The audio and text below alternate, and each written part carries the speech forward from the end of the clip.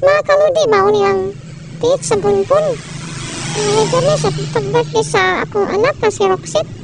Nindot ka nga beach, mga kaludi, 150 ra ang visa. Tapos, entrance fee per head, 5 pesos lang, mga kaludi. May mga mangrove sa gilid, pwede ka mag-fishing dyan. Kasi may isda dyan, may isda na sa libro, dyan pa kaya. Gago! Mga kaludi, malinaw po yung tubig dyan. Medyo malabo lang yung camera ko, mga kaludi. Yun o, yun po mga kaludi, sa tabi po dyan, yung pier sa rin, yung pantalan, mga kaludi, malapit lang. Yun po mga kaludi, dyan kami nag-celebrate sa birthday sa anak ko na si Roxette. Yun po, pwede kang mag-fishing. Kasi maraming isda dyan. Kasi sa libro nga, maraming isda dyan pa kaya. Pero, tingnan mo, malinaw yan. Malabo lang yung camera ko. Sa paningin ko, malabo lang yung camera ko, mga kalodi. Yun po mga kalodi, may mga baruto. Pwede kang sumakay dyan.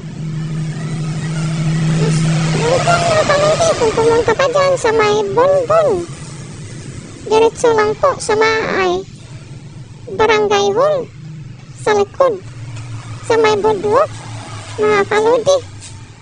Sa linaw dyan, mga kaludi, yung puti mong bright, ma-brown, mga kaludi.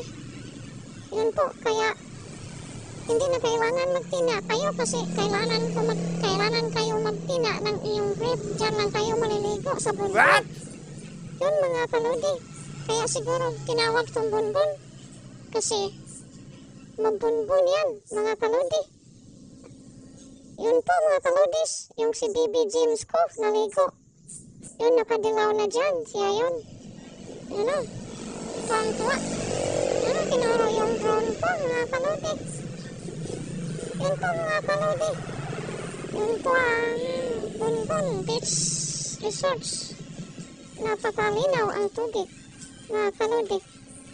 Thanks for watching. Paalam.